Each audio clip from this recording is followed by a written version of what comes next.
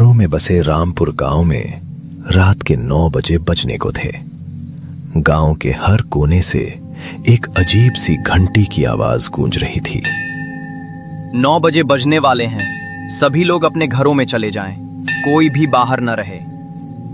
सरपंच विक्रम सिंह बोला, सब लोग घर पहुंच गए ना? जी सरपंच साहब, बस 2-3 लोग और हैं। तू जानता है ना 9 बजे के बाद क्या होता है? फौरन सबको घर भेज। जी 9 बजे से पहले सबको भेज दूंगा। आर्यन बेटा। हाँ पापा। 9 बजे बजने वाले हैं, जाकर सारी खिड़कियां बंद करो और दरवाजों पर नमक की लकीर बना दो। पर पापा, ये नमक की लकीर क्यों बनाते हैं हम रोज? बेटा, ये हमारी सुरक्षा के लिए है। जल्दी जाओ। गांव की दुकान पर। अरे काकी, एक चाय तो बना दे।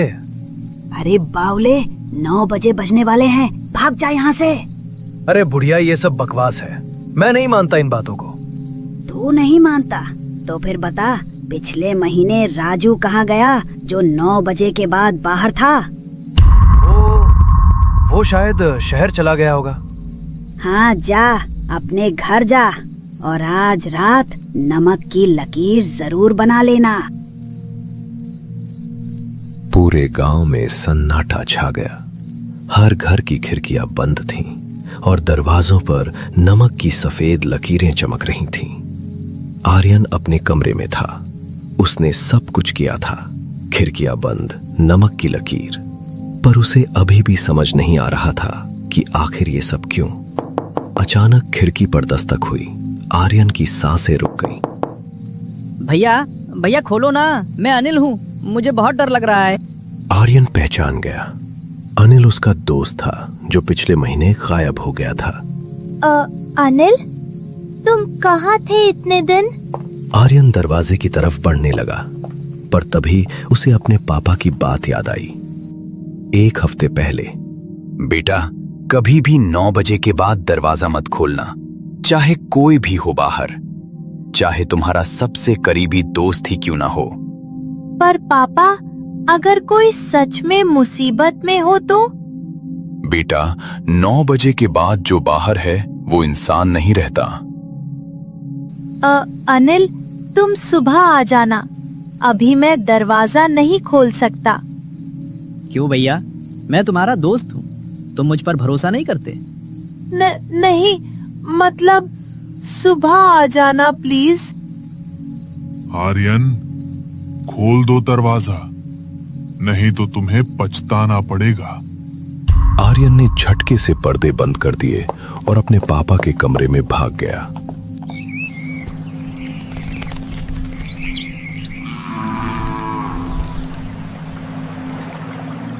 सूरज निकल चुका था। विक्रम सिंह और आर्यन बाहर निकले। पापा, कल रात अनिल आया था। क्या? हाँ पापा, वो मुझसे दरवाजा खोलने को कह रहा था। बेटा, वो अनिल नहीं था। पर उसकी आवाज तो। आओ मेरे साथ, तुम्हें कुछ दिखाना है। दोनों गांव के बाहर एक पुराने कुएं के पास पहुंचे। वो कुआं देखने भर से ही समझ आ जाता था कि वो कितना पुराना और कितना खतरनाक है।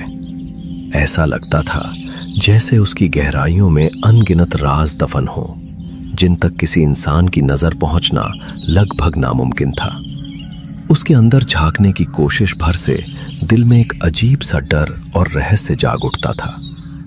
ऐसा लगता था मानो अगर कोई सच में उसके भीतर झांक ले तो शायद वो सिर्फ पानी नहीं बल्कि सदियों से छुपे भयानक सच भी देख ले।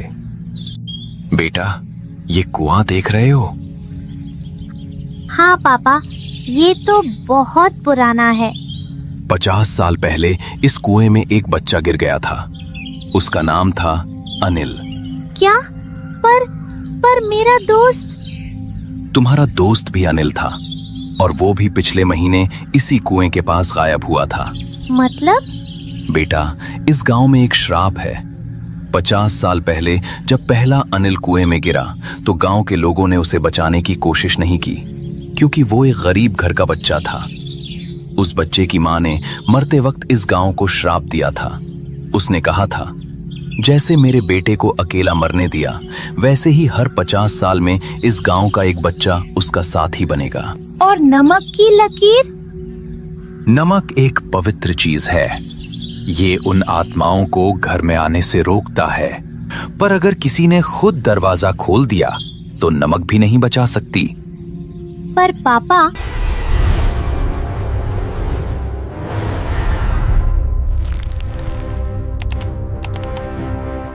क्या कोई तरीका नहीं है इस श्राप को खत्म करने का?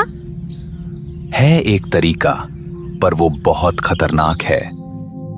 रात 9 बजे बज गए। रमेश अपने घर में बैठा शराब पी रहा था। बकवास है सब, कोई भूत प्रेत नहीं होता। उसने नमक की लकीर बनाई ही नहीं थी। पापा, पापा दरवाजा खोलो। रमेश उठा।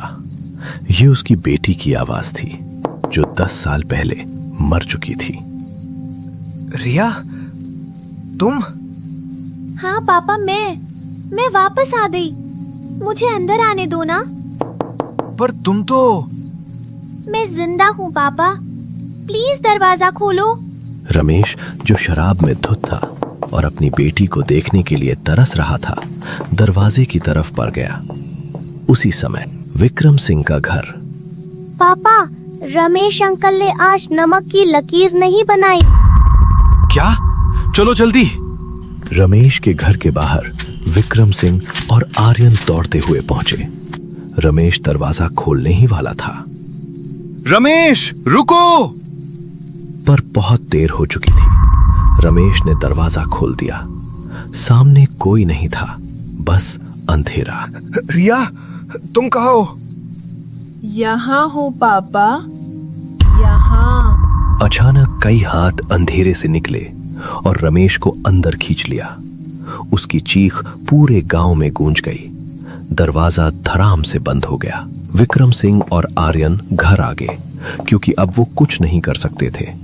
विक्रम सिंह ने कुछ सोचा और आर्यन से बोले, आर्यन बेटा, तुम सो जाओ, कल सुबह जल्दी उठना है। आर्यन कुछ पूछने ही वाला था कि विक्रम सिंह अपने कमरे में चले गए। आर्यन भी अपने कमरे में जाकर सो गया। अगली सुबह रमेश का घर पूरी तरह खाली पड़ा था। ऐसा लग रहा था जैसे वहां कई दिनों से कोई सांस तक न ले रहा हो। दरवाजा आधा खुला था। खिड़कियां हवा में धीमे धीमे चरमराती थीं और अंदर हर चीज पर मोटी धूल जमी थी। सबसे डरावनी बात यह थी कि रमेश भी गायब था, बिल्कुल अनिल की तरह। दोनों ऐसे गायब हुए थे जैसे जमीन निगल गई हो या हवा में घुल गए हों, और किसी को नहीं पता था कि उनके साथ आखिर हुआ क्या था। पापा, अब क्या होगा? बेटा, अब हमें वो काम करना होगा जो मैं नहीं करना चाहता था। क्या काम पापा जो हम नहीं करना चाहते? मुझे कुछ समझ नहीं आया। हमें उस कुएं में उतरना ही होगा, चाहे जितना अंधेरा और खतरनाक क्यों न हो। अनिल को बिना शांति दिए हम पीछे नहीं हट सकते। अगर उसकी आत्मा वहीं फंसी है तो हमें उसे मुक्ति दिलानी होगी। शायद उसी में इस रहस्य का असली जवाब छुपा है। उस रात कुएं के पास विक्रम सिंह, आर्यन और कुछ गांव वाले पुराने कुएं के पास चुपचाप खड़े थे। रात के 8:50 बज रहे थे और आसमान बादलों से घिरा था। थोड़ी थोड़ी हवा चल रही थी जो पेड़ों की पत्तियों को इस तरह हिला रही थी जैसे कोई अदृश्य हाथ उन्हें छू रहा हो। कुएं के आसपास घना अंधेरा फैला था और पूरा माहौल एक डरावनी खामोशी ओढ़े हुए था। सबकी नजरें कुएं की गहराई पर टिक गईं, क्योंकि आज कोई रहस्य खुलने वाला था। याद रखना, हमारे पास सिर्फ 10 मिनट हैं। 9 बजे बजने से पहले हमें वापस आना होगा। पापा, मैं आपके साथ चलूंगा। नहीं बेटा, तुम ऊपर रहो। अगर मैं 9 बजे तक वापस ना आऊं तो रस्सी काट देना। कुएं के अंदर विक्रम सिंह धीरे धीरे नीचे उतर रहे थे। कुआं बहुत गहरा था, नीचे सिर्फ अंधेरा था। जैसे जैसे वो नीचे जा रहे थे, उन्हें अजीब सी आवाजें सुनाई देने लीड्स। यहाँ मत आओ, तुम भी यहीं रह जाओगे। पर विक्रम सिंह रुके नहीं। आखिरकार वो कुएं की तली में पहुंच गए। वहां पानी नहीं था, बस एक छोटा सा कंकाल पड़ा था, एक बच्चे का। मुझे माफ करना बेटे, हम सब गुनहगार हैं। नहीं, अब तू नहीं बचेगा। तुझे सच में लगा कि तू इतनी आसानी से यहाँ वापस आ सकता है?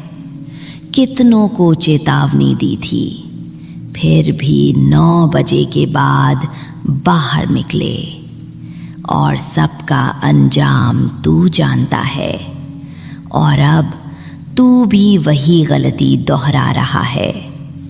इतना सब देखने के बाद भी हिम्मत करके इस जगह आने की सोची? क्यों आया? किस लिए? क्या चाहता है? मुझे माफ कर दो। मैं जानता हूं हमने बहुत बड़ा अपराध किया है। इस गांव ने बहुत लोगों को दुख दिया, बहुत आत्माओं को भटकने पर मजबूर किया, लेकिन हम बदल गए हैं। आज हम डरकर नहीं, गलती सुधारने आए हैं। कृपया उन्हें माफ कर दो, वरना ये गांव कभी सांस नहीं ले पाएगा। माफ? इतनी आसानी से? वो रातें जब कोई चीख भी नहीं सकी, वो लोग जो लौट कर भी जिंदा नहीं रहे, उन दर्दों का हिसाब कौन देगा? तुम? अगर हिसाब चाहिए तो ले लो, लेकिन इस गांव को एक आखिरी मौका दो। हमने आज तुम्हें बुलाया है छुपने नहीं, सब खत्म करने के लिए। ऊपर 8:58। पापा, सिर्फ 2 मिनट बचे हैं। विक्रम, जल्दी ऊपर आओ। पर कोई जवाब नहीं आया। 8:59। पापा, 1 मिनट, प्लीज ऊपर आ जाओ। तभी रस्सी में हलचल हुई। 9 बजे घंटी बजने लगी। पापा! विक्रम सिंह ऊपर आ गए, बिल्कुल समय पर। उस रात के बाद से गांव में सब कुछ बदल गया। 9 बजे के बाद कोई आवाज नहीं आती थी, कोई दस्तक नहीं होती थी। श्राप टूट गया था। पर एक रात आर्यन अपनी खिड़की से बाहर देख रहा था, तभी उसने दूर से एक छोटे बच्चे को देखा। वो बच्चा मुस्कुरा रहा था और हाथ हिला रहा था। वो पहला अनिल था, पर इस बार वो डरावना नहीं था, वो शांत था। आर्यन ने भी हाथ हिलाया और बच्चा धीरे धीरे अंधेरे में गायब हो गया। कुछ कहानियां खत्म हो जाती हैं, पर कुछ सवाल हमेशा रह जाते हैं। क्या रमेश वापस आया? नहीं। क्या अनिल का दोस्त मिला? नहीं। पर एक बात तय है, कभी कभी हमारे गुनाहों की सजा अगली पीढ़ियों को भुगतनी पड़ती है। और हां, अगर कभी रात को कोई आपके दरवाजे पर दस्तक दे तो पहले देख लेना वो कौन है, क्योंकि कभी कभी जो दिखता है वो होता नहीं है। कुछ दरवाजे बंद ही रहने चाहिए, कुछ सवालों के जवाब नहीं जानने चाहिए, और कुछ आवाजों को कभी जवाब नहीं देना चाहिए।